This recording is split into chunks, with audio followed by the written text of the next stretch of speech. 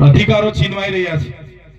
આજે આપણા બંધારણ અધિકારો જે આપણને સંવિધાનની આર્ટિકલ 244 ની પેટા કલમ 13 અંતર્ગત જે અધિકારો મળ્યા છે એની આજે અમલવારી નથી થતી। આજે પૈસા એકની અમલવારી નથી થતી। આજે તોતે ડબલ એની અમલવારી નથી થતી। આજે કોઈ પણ કાયદાનો આદિવાસી સમાજ માટે ઉપયોગ નથી થતો કે અમલવારી નથી થતી। ત્યારે મારા સાથીઓ, મારા યુવાનો, આપણે બધાએ જાગી જવાની જરૂર છે।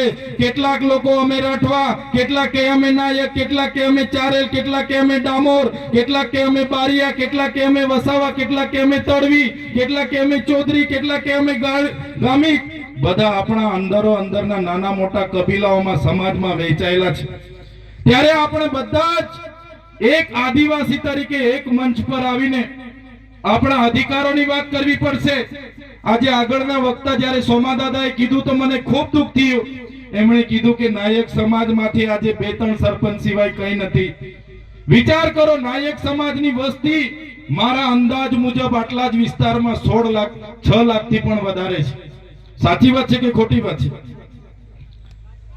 6 લાખથી પણ આટલા વિસ્તારોમાં વસ્તી એટલી મોટી હોવા છતાં આજે નાયક સમાજને કોઈ પણ ક્ષેત્રમાં પ્રતિનિધિત્વ નથી મળતું। એ ચાહે નોકરીનું ક્ષેત્ર હોય, એ ચાહે રાજકીય ક્ષેત્ર હોય કે બીજી ક્ષેત્ર હોય, કોઈ પણ ક્ષેત્રમાં નાયક સમાજનો માણસ આજે આપણને જોવા નથી મળતો। એ તમારા ને અમારા બધા માટે દુઃખની વાત છે। આવનારા દિવસોમાં નાયક સમાજને કઈ રીતના હાથ પકડીને આગળ લઈ જવો એના માટે પણ આપણે બધાએ વિચારવું પડશે। આપણા આદિવાસી સમાજના યોદ્ધાઓએ આપેલી એ શહીદીને આપણે યાદ કરવી પડશે। એમના પૂર્વજો આજે બધા દેખાય છે। એમના પૂર્વજોની આજે હાલત શું છે? આજે આ ગામોમાં શાળામાં શિક્ષકો નથી। થોડા દિવસ પહેલા આ વિસ્તારમાં અમે આવ્યા ત્યારે અહીંયા રસ્તાની વ્યવસ્થા નહોતી। આ વિસ્તારના લોકોએ કીધું કે અમને રોજગાર નથી। જંગલ જમીન અમે ખેડીએ છીએ, એના દાવા અરજી કરી છે, એના હજુ હક પત્રક અમને મળતા નથી। કોઈ લાભ અમને મળતો નથી। અમારા બાપ દાદાઓના પુરાવા માંગવામાં આવે છે।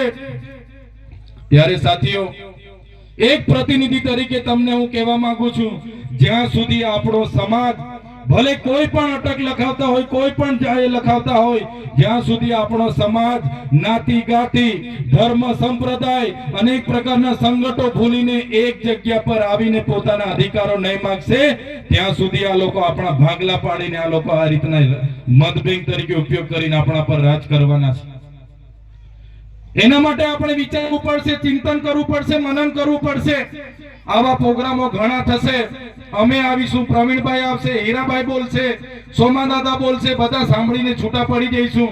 એની પાછળ કંઈ થવાનું નથી। પ્રોગ્રામ દર વર્ષે થાય છે, એ જ રીતના દર વર્ષે ચાલવાના છે। પણ આ વર્ષે પ્રોગ્રામ થાય છે તો એના પરથી શું નવું કરવાનું એના માટે પણ આપણે બધાએ વિચારવું પડશે। સાથે સાથે અહીં મોટી સંખ્યામાં યુવાન મિત્રો ઉપસ્થિત છે। ત્યારે મારા યુવાનોને પણ મારે વિનંતી છે કે આઝાદીના આટલા વર્ષો પછી પણ આપણા સમાજનો કોઈ ઉદ્ધાર નથી થતો। એનું કારણ પણ છે કે આપણે શિક્ષણમાં ખૂબ પાછળ છે। આપણા યુવાનો